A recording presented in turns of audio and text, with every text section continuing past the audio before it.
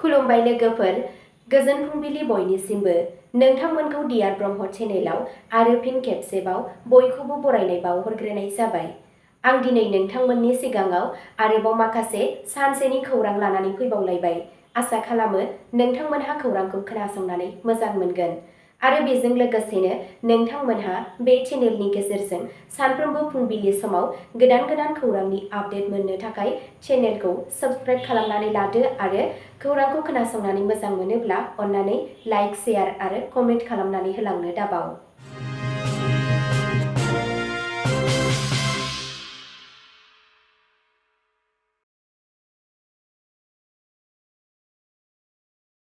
सेथि खौराङावनो दङ बिजेपिआ बिटिसिनि थाखाय खामानि मावनाय बाथ्रा मेनिफेस्ट'खौ बेखेवनानै होदों। चिफ मिनिस्टार हिमन्त बिश्व शर्माया बिटिसि बिसायख'थिनि थाखाय बिजेपिनि फोसावबिलाइ फोसावबाय। बिजेपि दोलोआ बड'लेण्ड ओनसोलाव सोरखार दानो नाजानाया बेनो गिबि नाजानाय। बे फोसावबिलाइयाव बिटिआरनि थाखाय आबुं जौगाखांनायनि बाथ्रा होनाय जादों। बेयो गासैबो सोरखारि मावथांखिफोरखौ रायजो राजाफोरसिम सौहैनो थाखाय आदबफोरखौ बेखेवो। दोलोआ महिला उद्यमिता आसनिनि गेजेरजों 5 लाख आइजोफोरखौ हेफाजाब होनो आरो साफ्रोमबो हिन्जावसाफोरनो निजुत मयना आसनि अनसुंथाइ होनो थाखाय समायखिरा लायो। बिजेपि दोलोआ मोनफ्रोमबो महकुमायाव गोदान सोरखारि फरायसालिमा लुनो बिथांखि लादों। बिथांमोनहा उदालगुरियाव बड'लेण्ड मुलुगसोलोंसालिनि गोदान केम्पासखौबो बेखेवगोन। बे फोसावबिलाइखौ बड', असमिया, नेपाली आरो हिन्दी बायदि गोबां रावाव मेथाइजों फोसावनाय जादों। बेयो ओनसोलनि बायदि रोखोमनि हारिमुखौ दिन्थियो। नैथि खौराङाव दङ डिटेनसन केम्पआव रावबो बेंगलि हिन्दु गैया, बयखौबो आदार होनाय जादों। बिटिसिनि बिसायख'थि रेलियाव हिमन्त सिएम शर्माया बिटिसि ओनसोलाव जौगाखांनाय आरो रैखाथिनि खोथा होनानै फोसावदिंगासिनो दं। आसाम चिफ मिनिस्टार हिमन्त बिश्व शर्मा बिथाङा फैगौ बड'लेण्ड टेरिटरियेल काउन्सिल बिटिसि बिसायख'थिनि थाखाय मैया भावरागुरियाव मोनसे मख'जाथाव बिसायख'थि हानजा सुरनाय हाबाफारि लायो। बिथाङा बिजेपिनि बिजाथि महेश्वर बसुमतारीखौ जौगाहोगासिनो दं। गावनि बिबुंथिनि गेजेरजों गिबि मन्थ्रिया बुङो दि बिजेपि दोलोआ कचुगाव बियाबाव देरहासारनायनि खोथा दं। बिथाङा बिपिएफ आरो इउपिपिएल दोलोनि दैदेननाय सिगांनि बिटिसि खुंथायफोरखौ सोंखारिनानै बुङो दि बिथांमोननि खुंथाया सरासनस्रा सुबुंफोरनि थाखाय मुलाम्फा गोनां जायाखै।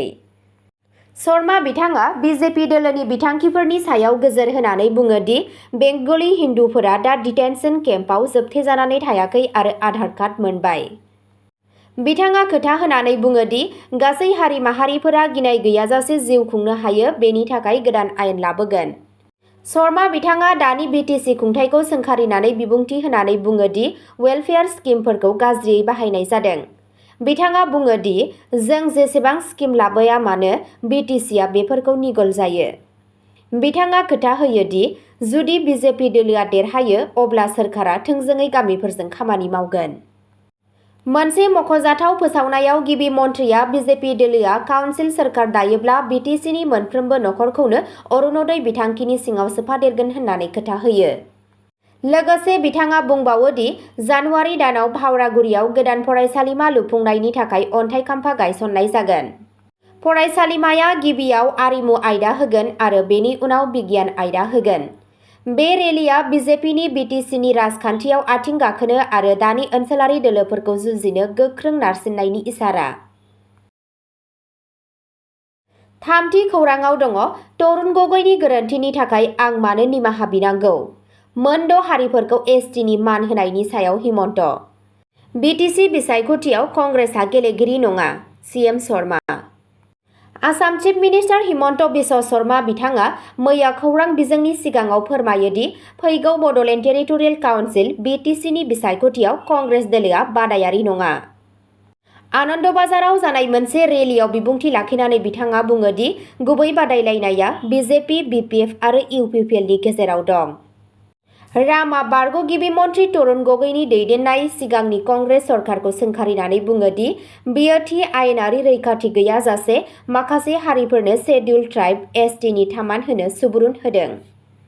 शर्माया बेखौ प्लेट होआजासे सोरखौबा ओंखाम जाहोनाय बायदि रुजुदों।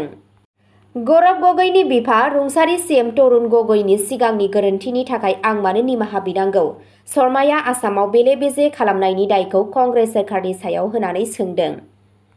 पाकिस्तानजों सोमोन्दो थानाय सासे संसदनि नायबिजिरनायखौ लानानै सोद्रोमाया स्पेशेल इनभेस्टिगेशन टीम (SIT) नि मोनदांथिखौ फोसावनाय जागोन होनना बुङो। बिथाङा खौरांगिरिफोरनि सिगाङाव मिथिहोयो दि बिथाङा बे बाथ्राखौ गावनि ससियेल मिडियायाव शेयार खालामखांबाय। ब्रैथि खौरांआव दङ धुबरीयाव इउरिया ब्लेक मार्केट सिन्डिकेटखौ हमदों, नाव सालायगिरिखौ खाबाय। हासारनि ब्लेक मार्केटिं खालामनायनि हेंथायै मोनसे मख'जाथाव हाबाफारि लानानै गौरिपुर पुलिसआ बागमारा थिपकाय दैमानिफ्राय इउरिया बराजों बुंफबनाय गंसे नावखौ जब्द खालामदों। सासे सुबुंखौ हमनाय जादों, जाय मोनसे सन्देह गोनां आयेन बेरेखा फालांगि नेटवर्कनि सायाव सोरां होयो। दानफोरनिफ्रायनो ओनसोलनि आबादारिफोरा हासारनि आंखालजों मोगा-मोगि जानांदों। बे समावनो साबसिडि गोनां इउरियाखौ दैमानि लामाफोराव आन्दैयै कनबारि आरो पियाजबारि बायदि जायगासिम लांहरनाय जादों। सुलुंनिफ्राय मिथिनो मोननाय बायदिब्ला बे आयेन बेरेखा फालांगिखौ मोनसे गौथुमारि हानजाया सामलायो, जाय जायगानि आबादारिफोरखौ खहा खालामनानै मुलाम्फा खालामो। बागमारानि माखासे सांग्रां सेंग्राफोरा नावखौ होबथानानै साननैसिम लाखिना पुलिसनो खिन्थानायनि उनाव बे जाथाया जायो। गौरिपुर पुलिसआ गोख्रैनो इउरियाखौ लानानै नाव जावग्रा सनिदुल हकखौ हमनो हायो। हानजानि गुबुन सोद्रोमाफोरा दासिमबो खारखोमानानै दं। बे जाथाया गोब्राब सोंथि सिखारदों। बे गोसोम बाजारनि आन्दोआव सोर दं?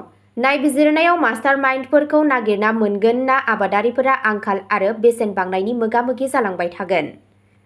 आबाद मावनायनि थाखाय इउरियाया गोनांथार। बे आयेन बेरेखा फालांगिखौ नागिरना मोननाया साबसिन ट्रेकिं आरो उदां रानसारनाय खान्थिनि जोबोद गोनांथिखौ दिन्थियो। धुबरीनि आबादारिफोरा दा मिजिंथिदों दि पुलिसनि बे खामानिया आयेन बेरेखा फालांगिखौ मोजांनि थाखाय होबथानो थाखाय मोनसे थार नाजानायनि जागायनाय जागोन।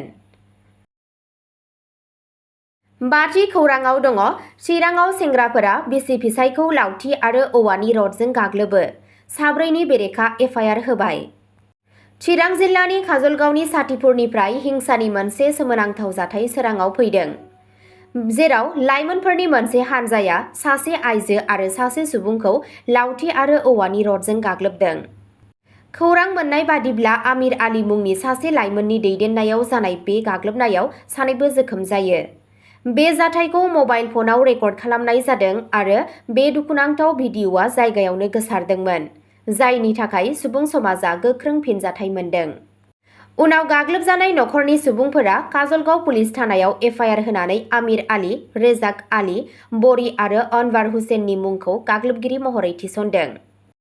नाथाय पुलिसआ दायनिगिरिफोरनि सायाव गोख्रों राहा लायाखै होननानै अजद होदों। जों अजद होदों, नाथाय दासिमबो जेबो गोख्रों राहा लानाय जायाखै होनना नखरनि सासे सोद्रोमाया बुङो। फारसेथिं जायगानि सुबुंफोरा गाग्लोबनायनि इनाय आरो पुलिसनि खामानि मावनो हायैनि सायाव गोथौ दुखु फोरमायदों। द'थि खौरांआव दङ नेपाल हिंसायाव सा 57 सुबुंनि जिउ खहा, इन्टेरिम पिएम मन्थ्रिखौ खावलायदों। नेपालआ सप्ता मोनसेनि हिंसायारि सोमावसारनायनि उनाव गिख्रंथाव दावराव-दावसिजों मोगा-मोगि जानांदों, जेराव खमैबो 57 सुबुंनि जिउ खहा जादों।